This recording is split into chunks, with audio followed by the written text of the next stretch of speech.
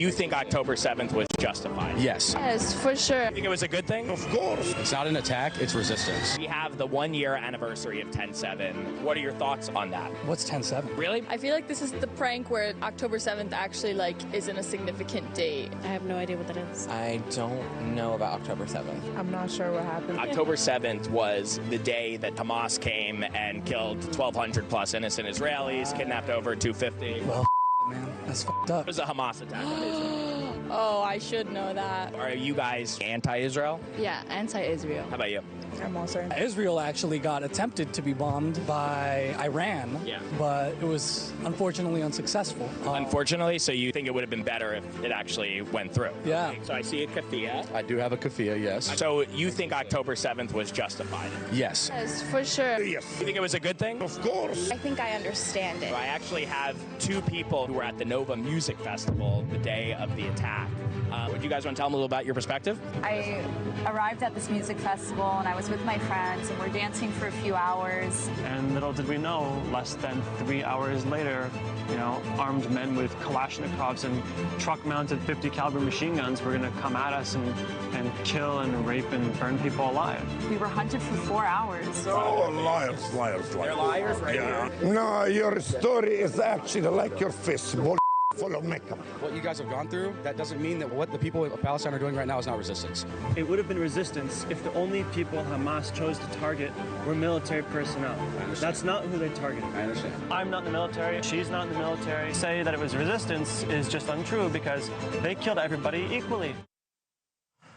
Wow, so we're going to get to more reactions in a minute. But first, let me bring in the man himself, Jewish comedian, pro-Israel activist, and social media influencer, Zach Sage Fox. Zach, good to see you. What's up, man? Thanks for having me. Of course. Can we start with that last part? I Yeah. mean, the idea of bringing on the actual survivors to confront these people. Yeah. Wide range of reactions. Yeah, wide range of reactions. I mean, what's interesting is showing the footage that we got from Palestine. You can see the thread goes straight to Washington Square Park from the West Bank to the West Village. And I think what you're really seeing is that the same Hamas propaganda that has sadly brainwashed so much of these innocent Palestinians that are born, when you're a baby, you're born a blank slate. You're not born to hate. But that same propaganda has penetrated our college systems, our young people. Almost everyone you saw in that video was like an NYU student, a Columbia student. These are Ivy League educated top 25 students who are out there denying the second biggest atrocity since the Holocaust. Didn't some people not even know what October 7th was? No, they didn't. They had no idea. What did they ever hear of it before?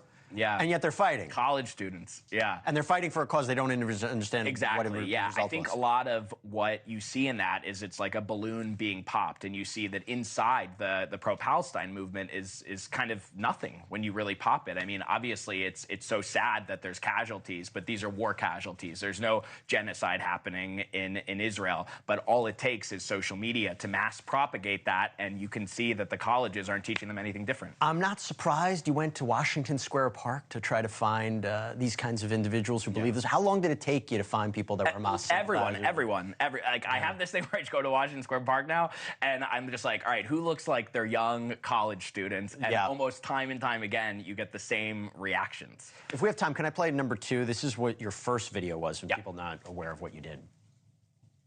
Israelis prisoners, when they released from Gaza, they was smiling. You think that these people are genuinely smiling after being held hostage? They're scared for their life. Who put this in your brain? Nothing's named Israel. There's nothing named Israel? Yeah. The Quran mentions Israel over 100 times. Is Palestine mentioned in the Quran? No. So Hamas implements strict Sharia law. It looks like in Ramallah, at least, you're free to show your hair. Would you want Hamas to be in charge? They would allow for elections. But they haven't had elections in Gaza in 20 years. That's a fact. What was the difference there between here in the United States? Honestly, there's not the biggest difference, and that's what's scary. I think there's an actual want to kill Jews in Palestine, in the West Bank, whereas here they're okay with Jews being killed. I think that's the only real difference. And actually, what's crazy rewatching the footage that you showed from one of those interviews is when he's saying these people were smiling, I actually had a chance to interview one of those girls who was a Hamas hostage since then, Maya. Anything but smiling. They literally gave her surgery. They put her foot on backwards. It's crazy to think about. Before I let you go, yeah, Christopher Columbus Jewish or not Jewish? Oh, I hope not. That would not help the colonizer argument. All right, Zach Sage.